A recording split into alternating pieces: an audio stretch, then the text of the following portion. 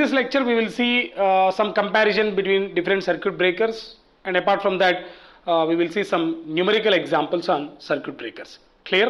So I given some tables here, just go through it. So let's see, this is the table which talks about different types of breakers. Let's say air breaker, that means air blast breaker, oil circuit breaker, SF6 breaker, and vacuum circuit breaker here. And number of operations, let's see here. So air breakers, so we have a medium number of operations we can perform, and low, and SF6 also medium, and vacuum you can go with what, more number of operations, because see, every circuit breaker is rated with number of operations. That means after few operations you must replace the contacts, and sometimes you need to replace the breakers. So that kind of number of operations ratings is very high for vacuum breaker compared to what other breakers. Okay, but these tables are really very important when you are preparing for Genco, Transco, Discom exams. Careful, sir. When you are preparing for Genco, Transco, Discom exams, these tables are very important, and not important for our GATE and engineering service exams, strictly speaking. Clear? So let's see the next one, soft break ability. That means when you are breaking the current. So soft braking ability is very good for what? All the breakers, and vacuum is what? Not so good. It's, let's say, fair. Okay?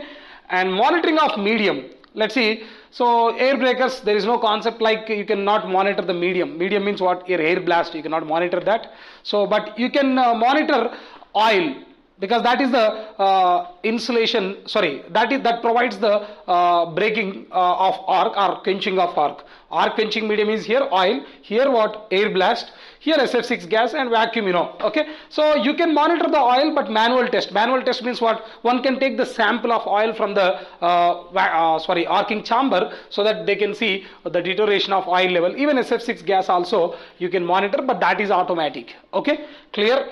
And fire hazard risk. There is a chance of fire hazard also, but that is not there for air, but only there for what? Oil circuit breaker. Oil circuit breakers are really very dangerous breaker. That's why these days we are not using oil circuit breakers at all. Oil circuit breakers are completely outdated. In modern power system, we are not at all using oil circuit breakers. We are using only SF6 circuit breakers, vacuum circuit breakers, in some special applications, air blast breakers. Oil circuit breakers, nowhere we are using in power systems, strictly speaking. But anyway, health hazard risk is not there for air, and very low here, but there is no concept of health hazard risk for vacuum and air blast circuit breakers. And economical voltage, if you see, up to 1 kV here. Okay, so I'm sorry, this is air, not air blast, it's a air brake circuit breaker. Air blast circuit breaker is different, air brake circuit breaker is different. Okay, so air blast circuit breaker means blast air is the arc quenching mechanism, arc quenching medium. But in case of air brake circuit breaker, generally in distribution system we use. Okay, so there the arc quenching medium is the natural air. Okay, that's why you can use it only for up to 1 kV here.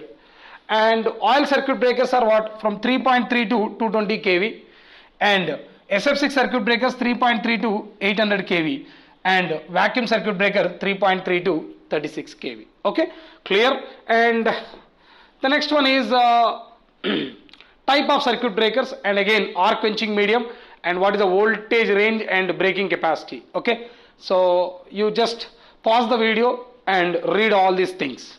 I hope you understand what I am saying. I am not reading again all these things, it's not important, but you just pause the video and just write down this table and go through it properly. So let me move on to the next table. So this is the rated voltage here and choice of circuit breaker. See, if you notice here, so the remarks you just concentrate first. See, 3.3 kV to 33 kV, what is preferred? Vacuum is preferred. And below 1 kV, air brake circuit breaker is preferred. And 132 kV to 220 kV, SF6 is preferred. Even after 220 kV also, SF6 is preferred. That means, simply speaking, so we are using air brake circuit breaker, vacuum circuit breaker, and SF6 circuit breaker, and air blast and oil circuit breakers are not used in practice. Okay, clear, sir? And one more thing, if you notice here, see, if the question is given like this, for low voltage applications, LV applications, if the question is low voltage application means, low voltage means, I hope you know this, less than or equal to 1 kV. That's called low voltage applications. Which breaker is preferred? We can say air brake. air brake circuit breaker is preferred. Air brake, you may also say AB switch. If the question is given like this, LV low current, low voltage, low current application, again what? Same. Suppose if the question is given low voltage, high current applications, then better to use vacuum. Vacuum. Okay. Suppose if the question is given high voltage applications. High voltage applications. High voltage means what? Let's say it is up to 33 kV. High voltage application. That means from 1 kV to 33 kV. Better to say. High voltage application. What is the best answer? Vacuum. Clear? Vacuum circuit breaker is preferred. And high voltage, low current applications, vacuum. Suppose if the question is given high voltage, high current application, better to go with what? SF6. And EHV, extra high voltage, it may be low current or high current, always SF6. UHV applications, high voltage, ultra high voltage applications. EHV means from 132 kV to 400 kV, sorry, 220 kV. Okay, so UHV and MEHV in between, modern extra high voltage. I hope you know this classification. SF6 only preferred. Okay, and some special applications if it is mentioned that. For example, capacitor bank switching. Capacitor bank switching, which breaker is preferred? Capacitor bank switching, na? Always we use vacuum circuit breaker.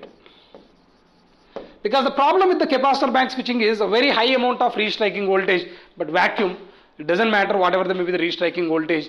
Okay, without any restrike, the arc will be extinguished. Okay, and highest maintenance breaker, for example, question is oil circuit breaker is highest maintenance breaker. Lowest maintenance breaker, vacuum circuit breaker. This is the one reason why vacuum circuit breaker is preferred instead of SF6 breaker, okay, in the distribution system. Okay, for example, countries like India, so we always use vacuum circuit breaker for rural electrification. That means in 33 by 11 kV substations, we generally use vacuum circuit breaker. Why? Because they require a very, very low maintenance. Okay, clear? So lowest maintenance breaker, vacuum. Highest maintenance breaker, oil circuit breakers. Okay, clear? And lowest contact spacing, vacuum. Vacuum circuit breaker contact spacing is in the order of mm. Highest contact spacing, air blast circuit breaker. Okay, highest dielectric strength, vacuum. Lowest dielectric strength breaker means air blast. So contact spacing is generally inversely proportional to the dielectric strength. So contact spacing of vacuum circuit breaker is in the order of mm. Remember this point. But contact spacing of the remaining breakers like air blast circuit breaker, oil circuit breaker, SF6 circuit breaker, AB switch. So this devices, the contact spacing is in the order of centimeters. Clear? And so we'll move on to the some numerical questions now.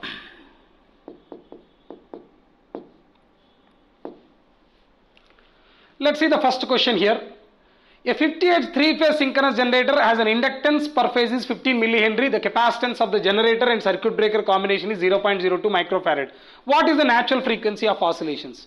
You know the formula for natural frequency of oscillations. What is the natural frequency of oscillations? 1 by 2 pi root over L into C. Let's substitute here. So 1 upon 2 pi. L is given how much? 15 millihenry. Let's see, 15 into 10 power minus 3. And what is C given? 0.002 microfarad. So 0.002 into 10 power minus 6. So if I solve this, we get 29 kilohertz. Clear? So that is the final answer. So the option is A. Now we will move on to the second question. The inductance and capacitance of the line are respectively 1 Henry and 0.01 microfarad. Inductance is given 1 Henry. Capacitance is given 0.01 microfarad. The instantaneous value of the current interrupted is 10 ampere. Instantaneous value of the current. I told you clearly, sir. The current will be always interrupted at what instant? At natural current 0 instant.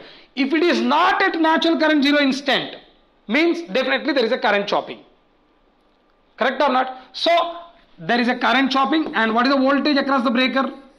You remember this formula, V equal to I into root over L by C. Let's substitute here. I equal to 10 ampere, L equal to 1 Henry, and here 0.01 into 10 power minus 6. So if I solve this, we get 100 kV. So that means the option is B. Okay, clear? So this is a current chopping phenomena, because the current is not interrupted at natural current 0, it is interrupted at an instantaneous value of 10 ampere. That's why. Clear? Now the next question is, a 50 at 17.32 kV generator is connected to a power system. The inductance and capacitance values are given. What is the maximum value of restriking voltage? You remember what is the formula for maximum value of restriking voltage? See, restriking voltage maximum is equal to 2 times the E, where E is the active recovery voltage. What is the formula for active recovery voltage? K1, K2, Vm sin theta. Let's see, 2 into K1 value. K1 is what? So it is a factor that accounts for armature reaction of synchronous machine because of demagnetizing effect. Does it mention anything about the armature reaction? No. So that's why K1 is 1. K2 is the first pole clearing factor that depends on the type of fault and the neutral grounding of the generator. Type of fault is not given. Always grounded fault you have to take. Triple LG fault, because that is the most severe fault. And neutral grounding is not given, means by default neutral is grounded. So if it is a grounded fault and neutral is grounded, means the K2 value by default is 1. Fine. What is Vm? So it's a 3-phase generator. Actually it's not mentioned. Actually it's a 3-phase generator. So Vm means peak value of phase voltage. So 17.32 by root 3 is the phase voltage. Multiply with root 2, so that we get what? Peak voltage. And what is this theta? Power factor angle. Does it mention anything about the power factor angle? No. So you need to take 90 degrees. Sin 90 is 1. Clear? So if I solve this, we get 28.28 kV. So the option is A. Now we'll move on to the next question. A circuit breaker having ratings as 25 kV, 2000 MVA. What is the making current if circuit breaker is 2-phase? See, very simple, sir. For a 2-phase breaker, symmetrical breaking capacity is, if it is M phase for example, root M into line voltage multiplied with line current. Okay, tell me. See, it's a 2-phase breaker, means root 2. The line voltage is given 25 kV. And you need to calculate this symmetrical breaking current ISY. See, SBC, by default MVA rating of the breaker means symmetrical breaking capacity. I told you this point clearly. The default MVA rating of the breaker is symmetrical breaking capacity. So 2000 into 10 power 6.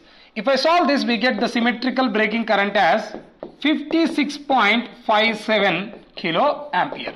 But he is not asking the symmetrical breaking current, sir. He is asking making current. We know what is the making current, sir. Making current equal to 2.55 times symmetrical breaking current.